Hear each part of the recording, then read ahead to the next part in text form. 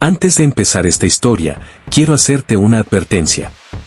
Lo que estás a punto de escuchar no es la versión que aparece en las noticias, ni en los libros de texto, ni en los discursos de los líderes mundiales. Esta es la otra historia. La historia que se cuentan a puerta cerrada.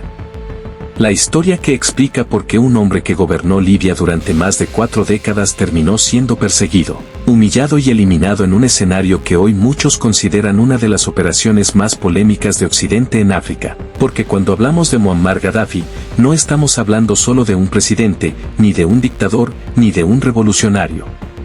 Estamos hablando de un personaje que desafió directamente el orden internacional. Un hombre que se negó a seguir las reglas no escritas de la geopolítica.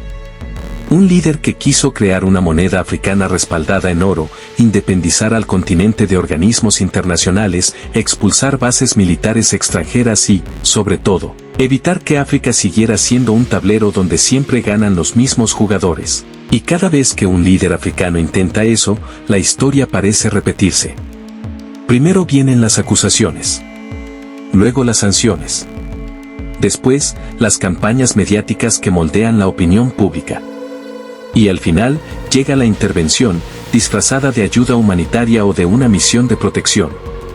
Lo vimos en el Congo, en Angola, en Libia, y lo seguimos viendo hoy. Pero el caso de Gaddafi fue diferente. Porque él no solo desafió a potencias individuales. Desafió a la OTAN, a Estados Unidos, a Europa y al sistema financiero global al mismo tiempo. Y cuando haces eso, el margen de error desaparece. Cada decisión se convierte en una amenaza. Cada discurso, en una provocación. Cada proyecto, en un riesgo para quienes dominan los recursos y las rutas del mundo. El resultado ya lo conoces, la caída de un gobierno entero, la desaparición de un líder y un país que jamás volvió a levantarse. Pero detrás de ese final, hay preguntas que casi nadie se atreve a hacer. ¿Por qué realmente cayó Gaddafi? ¿Qué intereses había detrás de su derrota? ¿Qué papel jugaron las potencias extranjeras? Y, sobre todo, ¿qué parte de esta historia nunca se nos contó? Hoy voy a contártela, pieza por pieza, no para justificarlo, no para condenarlo, sino para entender por qué su muerte cambió el destino de Libia y quizá el de toda África. Desde joven entendí que la historia de África rara vez la cuentan los africanos. Y pocas figuras encarnan mejor esa lucha que Muammar Gaddafi. Para algunos, un dictador impredecible. Para otros, un líder que intentó romper con la dependencia hacia Occidente. Pero para las potencias extranjeras, Gaddafi era un problema. Un problema demasiado grande. Durante décadas, Libia fue una pieza estratégica, petróleo abundante, posición geográfica clave y una política exterior que incomodaba a más de un país. Y Gaddafi, lejos de moderarse, tomó una postura desafiante. Nacionalizó el petróleo, expulsó bases militares y financió movimientos que buscaban independencia en distintos rincones del mundo. Su mensaje era claro: África debía dejar de obedecer. Pero lo que realmente encendió las alarmas en Occidente fue su ambición de crear una moneda africana respaldada en oro. Un proyecto que amenazaba directamente el dominio del dólar y el euro en el continente. No era solo un sueño político, era un golpe económico que podía alterar el orden global. Y justo cuando esa idea empezó a tomar forma, comenzaron las presiones internacionales, las sanciones y las campañas mediáticas que lo mostraban como un villano absoluto. En este punto la pregunta aparece sola: ¿Gaddafi cayó por sus errores, o porque se atrevió a desafiar los intereses más poderosos del planeta? Hoy te contaré la historia que no aparece en los discursos oficiales.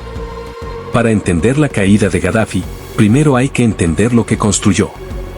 Libia pasó de ser uno de los países más pobres del norte de África a convertirse en una de las naciones con mejores indicadores de desarrollo en la región. Educación gratuita, acceso a salud, subsidios y un ambicioso plan de irrigación que transformó el desierto en zonas agrícolas. No era un país perfecto, pero sí era un país estable. Con el tiempo, Gaddafi dejó de centrarse solo en Libia y miró hacia el continente completo. Empezó a financiar proyectos panafricanos, impulsó la idea de un pasaporte único africano e insistió en crear un sistema económico independiente del Fondo Monetario Internacional. Su visión era clara: una África fuerte, unida y sin tutelas externas. Pero ese sueño tenía un enemigo silencioso, la geopolítica. Las potencias occidentales nunca vieron con buenos ojos a un líder africano con tanto poder financiero y tanta influencia regional. Y cuando Gaddafi anunció su idea del dinar de oro africano, varios gobiernos interpretaron su propuesta como una amenaza directa a su estabilidad económica. Las tensiones aumentaron. Los discursos políticos se volvieron más duros. Las alianzas internacionales empezaron a fracturarse. Y detrás de cada comunicado oficial, había una verdad que casi nadie decía en voz alta: el mundo no estaba dispuesto a permitir que Gaddafi reorganizara el tablero global. Cuando estallaron las protestas en 2011, la narrativa internacional ya estaba escrita: Gaddafi debía caer. La OTAN intervino bajo el argumento de proteger civiles, pero la operación rápidamente escaló hacia bombardeos masivos y apoyo directo a grupos armados que actuaban como fuerzas de reemplazo. Fue el inicio del fin. En medio del caos, Gaddafi quedó aislado.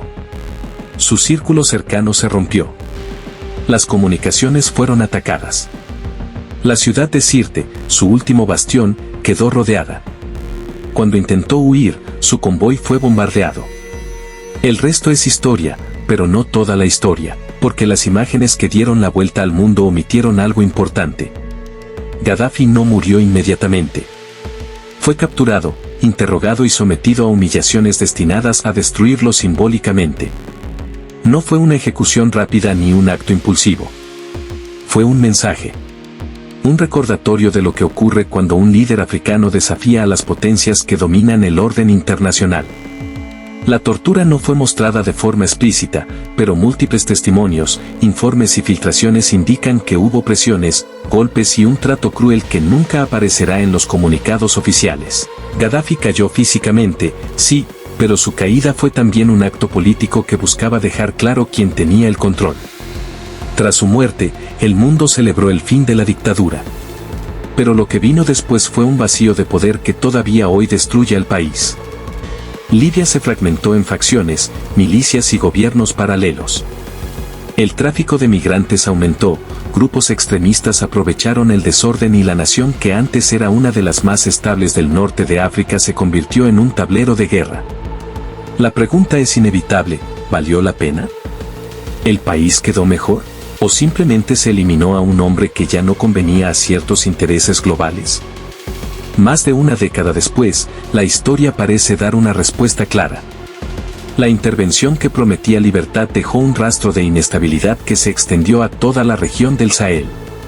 Y el proyecto africano de Gaddafi, aquel que muchos consideraron peligroso para Occidente, murió con él. Hoy, cuando miro lo ocurrido, no puedo evitar pensar que su caída no fue solo el final de un líder, sino el final de una posibilidad. Una posibilidad de que África controlara su propio destino sin la sombra de potencias extranjeras. Gaddafi cometió errores, sí, pero también defendió ideas que incomodaban demasiado. Y por eso su historia sigue siendo tan polémica. Y así, entre sombras, traiciones y promesas rotas, terminó la historia de Muammar Gaddafi. Un líder que fue visto como visionario y tirano, como libertador y opresor, como el hombre que quiso unir a África y que terminó solo, rodeado por el eco de sus propias decisiones. Porque al final, guste o no, Gaddafi dejó una marca tan profunda que todavía hoy, en silencio, muchos se preguntan si el mundo estaría mejor o peor con su proyecto para una África unida bajo una sola moneda, un solo banco y un solo ejército continental. ¿Y tú, de qué lado de la historia te quedas? Si quieres más relatos incómodos, secretos silenciados y figuras que el mundo prefiere olvidar, este es tu canal. Suscríbete, activa la campanita y comparte este video para que más personas descubran la otra cara de la historia africana. Esto fue Relatos del África Prohibida.